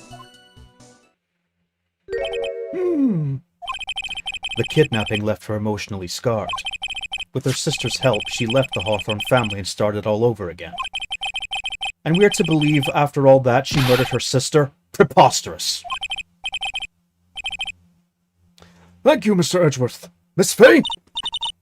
Yes, Your Honor. As you've heard, the witness is still traumatized from the kidnapping. I'll ask you again to be extremely gentle in your cross-examination. Mr. Edwards got the jump on me again. If we're not allowed to fight, then let's twist some arms. Listen up. We've still got that info. That ace up our sleeve. What info? Come on, kitten. Don't say you've forgotten already. The fact that the kidnapping 5 years ago was staged. That's right. It was a fake kidnapping. Terry Falls told us that in the lobby. I'd do anything she says. Anything Dalia says. What you're saying is that the kidnapping 5 years ago was planned by... Yeah, me and Dalia. And Valerie, too. Yes, That's it! The fake kidnapping is your best shot, Mia! That's her secret. Yeah, you said that Terry tried to kill you by, throwing out the river? Yeah, I don't buy it one bit, bitch. No. The Dusky... Show the map. The Dusky Bridge map, if you please. You say that Mr. Falls pushed you into the Eagle River. However, that's hard to believe.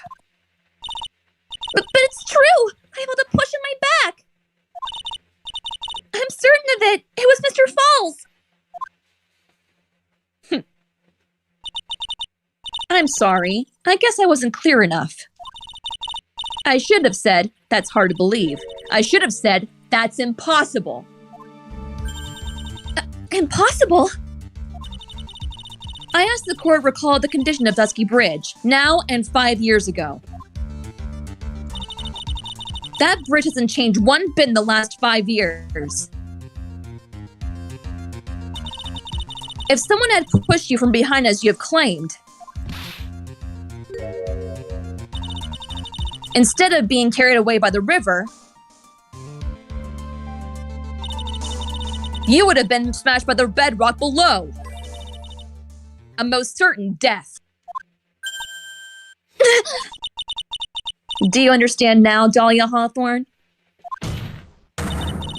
The very notion that my client pushed you from behind is impossible. Objection.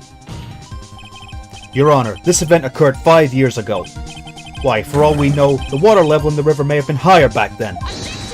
Objection! But it's 40 feet from the bridge to the river. A small change in the water level wouldn't have made a difference. Yeah, doesn't Edgeworth realize if you fall in water from a high height, it's like hitting concrete? Yeah, I know.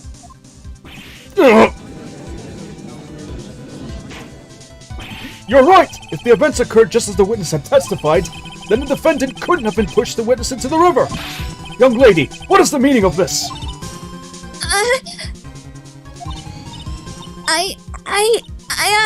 You see, Objection. Just a moment, Your Honor. It's true that the witness testified the defendant pushed her into the river. However, she never stated that she fell from the back of the bridge. What do you mean? After being shot in the arm, it's plausible that Mr. Falls panicked. Therefore, he could have unwittingly pushed her off the side of the bridge. If that's true, she would have fallen into the river. Well, Miss Hawthorne, is Mr. Edgeworth's explanation correct? now that you mention it, I do remember now when I fell off the bridge. My skirt got caught on one of the bridge's side wires. You can't be serious! Order! Order in the court! It seems Miss Faye's assault has finally reached its conclusion. Objection! Not now, Mia. This is no time to retreat. Unfortunately for you, this is just the start of Miss Faye's assault. What? I believe your reasoning went something like this, Mr. Edgeworth. After being shot in the arm, it's possible that Mr. Falls panicked. Therefore, he could have unwillingly pushed her off the side of the bridge. However, once again, I'm forced to say that's impossible. Ridiculous! What's so impossible about it? Because your flawed logic contradicts the court record of the witness's photo! Your Honor, all of these answers are right here in this photo. Take a look at the wires supporting both sides of the bridge. They extend up to about 5 feet off the ground. It would be impossible to push someone off from there. You could just lift them? But his arm was shot. No! But let's remember the size and strength of the defendant. Wires like this wouldn't be a problem for him. He could have easily picked up a 14-year-old girl and thrown her over. Objection! So young and already so forgetful, Mr. Edgeworth. Mr. Falls had been shot in the right arm. Oh! And more importantly, Valerie Hawthorne had her gun trained on him at point-blank range.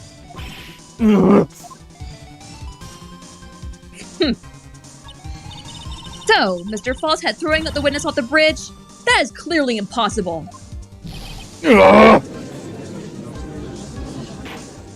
Order! Order! What is the meaning of this? Dalia Hawthorne, you jumped into the Eagle River intentionally. What? What is this? What the? It's the Furio Tigre growl. Yeah. Indeed. What do you mean by such a ridiculous remark? Yes, it's ridiculous! My sister was there to help me! She had her gun in handcuffs! She could have saved me! Jumping to the raging river like that would have been suicide! Objection! Perhaps, but still, that's exactly what you did. You were probably confident that you could handle the swift current. But even more so, the witness had much more compelling reason for jumping into the river. Objection. Oh, then what was it? What was so important she'd want to jump into the river? The witness is still alive. The fact alone explains everything. This is why she risked her life by jumping into the rapids of the Eagle River. The $2 million diamond! Take that! 5 years ago, something else disappeared along with Dalia that day. The item that Valerie brought up on the mound with her. The $2 million diamond. No, it can't be. Yes, Dalia had a plan from the very beginning. The $2 million. She was going to keep it all for herself.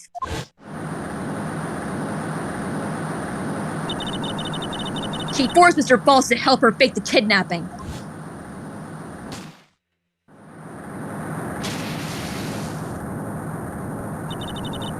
At the last minute, she betrayed him and threw herself into the river, with the ransom tucked away safely in her backpack. Ooh, what? That's simply ridiculous. Order! Order! Order! Oh, shut up. Your Honor, 5 years ago, the witness was only 14 years old. Do you really think a 14-year-old is capable of such a demonic plan? Yes. Uh-huh. Funny you said demonic. This woman is a demon. And there is one more person who helped make a demon out of her. Her sister, Valerie Hawthorne. You mean the victim was involved in the kidnapping plot as well? Objection. But she was a detective then. You're saying she participated in her sister's kidnapping? Precisely. I'm sure that it weighed heavily on her conscience for the past 5 years. This is the sole reason behind the victim's murder. What do you mean by that? On the day of the murder, after receiving the phone call from Mr. Falls, Valerie called her sister Dalia. And then she told her what she was planning to do. Planning to do? She was going to tell the whole truth. She wrote in her note. That is what sealed Valerie Hawthorne's fate. That is when you'd hatched your demonic plan to kill 2 birds with 1 stone. A plan that would ensure neither of your accomplices to the kidnapping would talk. And that is why you killed your sister, Valerie Hawthorne!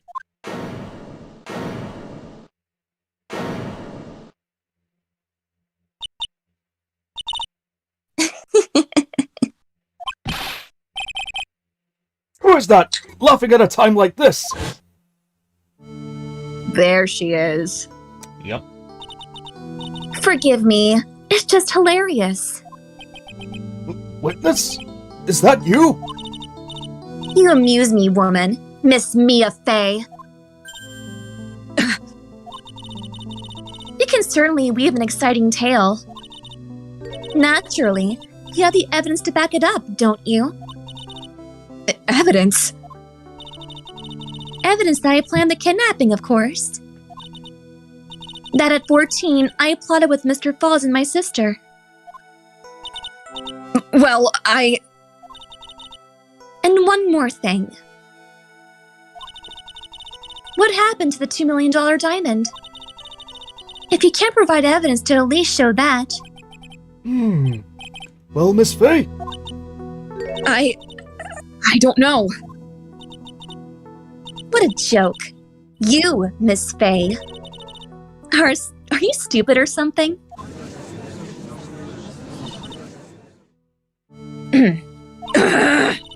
How can I prove a fake kidnapping that happened 5 years ago? I don't even have decisive proof that Valerie Hawthorne's murder. Well, it seems that we've come to the end. To be honest, the witness's behavior does raise certain suspicions. However, I'm forced to reject the assertions made by the defense. Of course you are.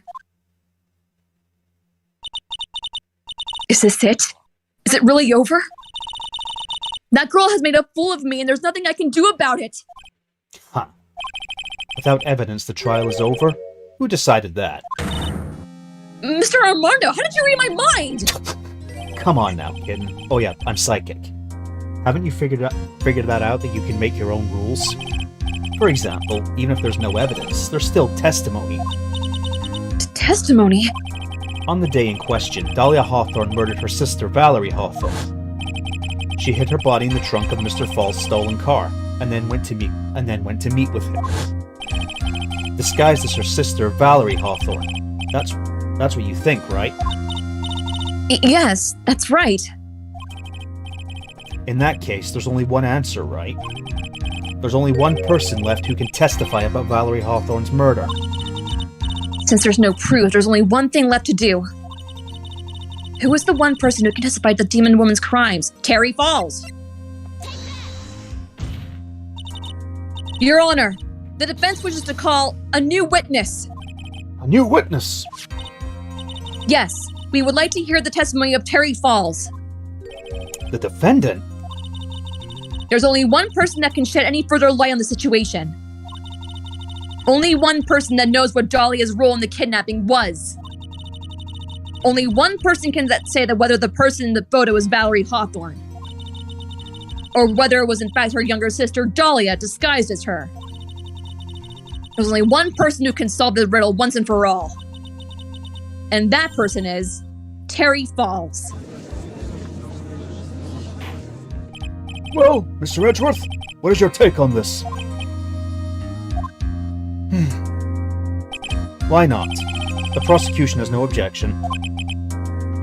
Very well. Bailiff, bring the defendant to the witness stand. This is my last chance, Mr. Falls. My last chance to establish Dalia's guilt. You're all I have left.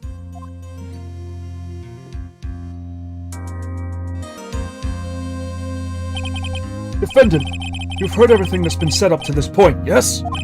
I don't believe it. No way! Dalia died 5 years ago! Valerie betrayed me! Mr. Falls, I don't know what she said to you 5 years ago, but one thing is clear. Dalia is very much alive. And you were used for $2 million. That's not true. Mr. Falls, there's only one question I want the answer to. 2 days ago on Dusky Bridge, who did you meet? Was it Valerie Hawthorne, or was it Dalia Hawthorne? Dalia! Did you betray me? 5 years ago, she promised never, ever betray each other. Terry. Dalia? It's true! You're alive! You don't trust me anymore? That makes me sad. Tell the truth! The real truth! I believed in you! I shouldn't need to say it. You should already know. Huh? But there is one thing that I will say. My life is in your hands right now, Terry. Leah. I'll allow Mr. Falls to testify once and once only. Well then, Mr. Falls, yours will be the final testimony in this trial. Witness! I'm sorry. I apologize. Water! Please! Water! Hmm? Can't talk. Need water. Oh well, I guess it'll have to be my coffee instead. At least it'll match the way he's probably feeling right now. Darker and bitterer than hell itself.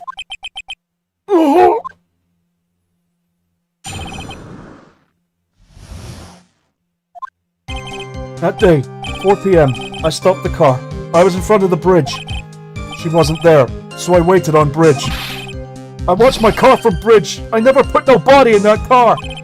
Finally, one woman came. She stood in front of me. We talked. Then she left. That was Valerie, not my Dalia.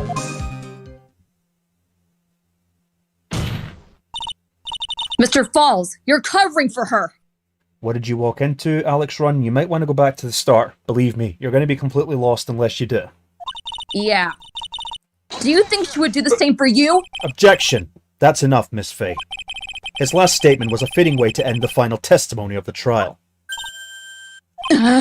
Well then, Miss Fay, please proceed with your cross-examination. Is this how you want to end, Mr. Falls? Another guilty verdict to go along with your death sentence? There's only one person who can stop it. You, kitten. I think. You said you waited there on the bridge when she wasn't there. Well, we have evidence. The witness's photo. Go back. We have the witness's photo to prove that. So when you got to the bridge, no one had arrived, huh? So you waited there on the bridge. You're sure of that? Yeah, I'm sure. You're sure, huh? Well then, I'm sure too, Mr. Falls. I'm sure that you're lying. Huh? What?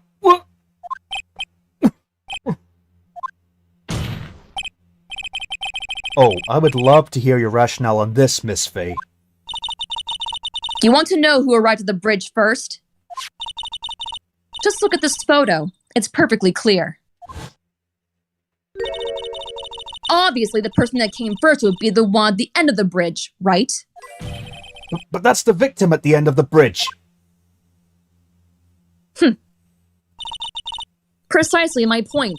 In other words, Mr. Falls, you must have arrived at the bridge after she did.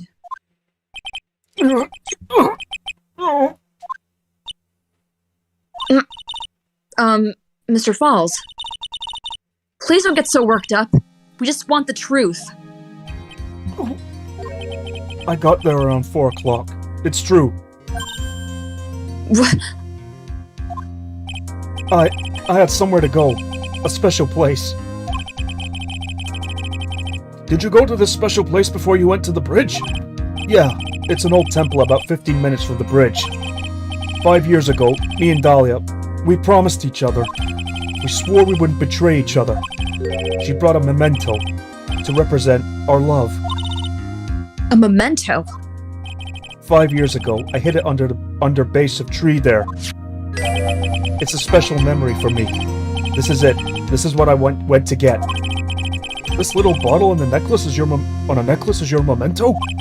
It's quite charming, but it looks empty. Your Honor, you heard what my client said.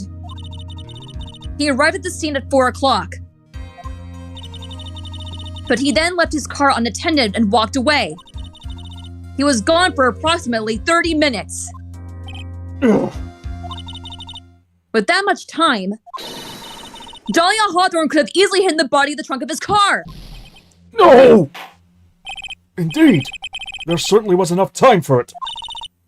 I still got a chance. Mr. Falls, there's no mistaking it.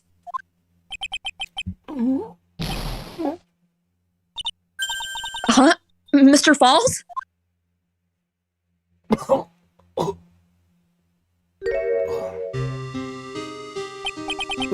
That's enough. Please. Witness? I promised her 5 years ago. If it ever happens that we can't trust other no more, then we're supposed to drink bottle. No! Stop the trial! Your Honor, we need a recess! I was stupid. Couldn't keep promise. So I did it. I drank this. No! We were so close! Just a little more! I was going to prove your innocence! No, don't want that. Don't trust self. Maybe kill again. Kill sweet Dalia. Again. Mr. Falls! Mr.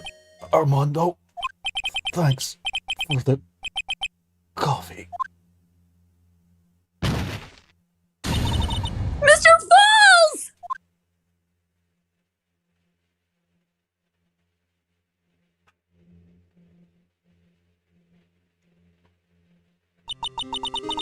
And so my first trial ended, suddenly and tragically. It ended with no winners, only losers.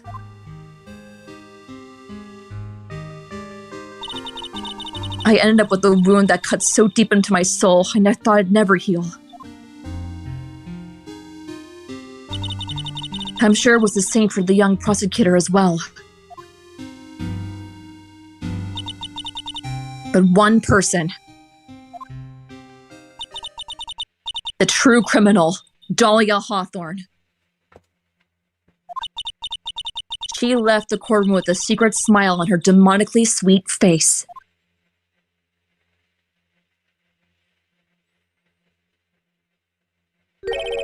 Unforgivable. That witch.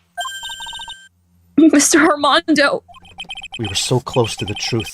It was right there in front of us. You were just a little too soft, kid. It's my fault! It's all my fault that Mr. Falls killed himself! Don't cry, kid. You're going to make my coffee all salty. I knew it! I knew I wasn't cut out for this! Mia. Don't you get it? You can't cry yet.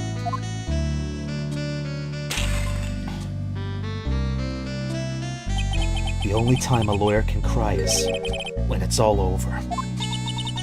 Mr. Armando!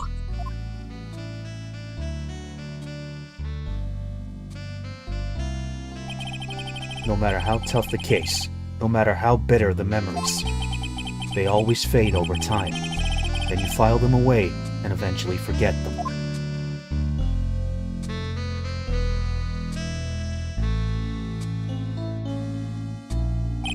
One year later, in this very same courthouse, I myself got wrapped up in that case.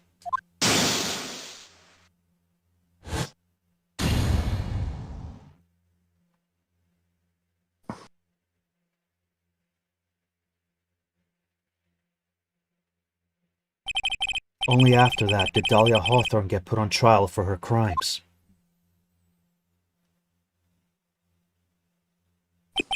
The verdict that was ultimately handed down to her was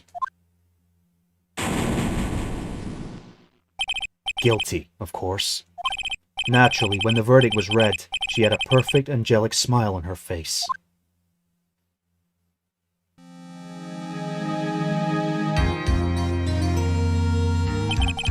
It was finally all over. At least that's what I thought at the time. Unfortunately, I couldn't have been more wrong. It's been 5 years, but now something has happened that's made me remember all this.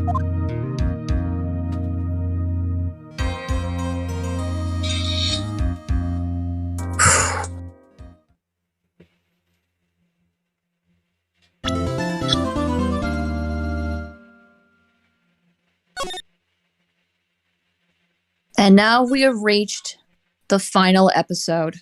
Yes. But that's not until 2 weeks from now. Episode 5, Bridge to the Turnabout. Arguably the best case in the entire series. I would be inclined to agree with that. Me as well. Holy shit. And that's the end of Turnabout Beginnings. Yep. For all the joking we did with the Canadian judge and all that, the case itself was pretty hard-hitting at the end. And fair warning, your guys, if you thought this case was sad, wait till the final episode. You're not ready. Oh, no, you're not. Unless you've seen the anime, of course. Believe me, guys, you're not ready for what happens next. So, it ended on a pretty somber note, but that was Ace Attorney for this week. Next week, we'll be back in Steelport for Saints Row 3. Yeah, we could use some pick-me-ups. No kidding. Right. Holy shit. Yeah. And I remember you were going to make a joke about the end, but I see you've changed your mind. Well, I'll say this. I could have saved your life, you fucking simp! You just had to go there. I had to, I'm sorry! Ay, ay, ay. Well, I suppose that lines it up a little bit. Well, folks, thanks for tuning in. I've really not got anything more to say. This case always usually leaves me quite empty inside. Yep. Anything to say before we go? Just holy shit. Per Terry. I know. We were so close. I know. All right, folks. God damn it. Thanks for tuning in, folks, and we shall see you next week for more Saints Row 3. Goodbye. Bye, guys.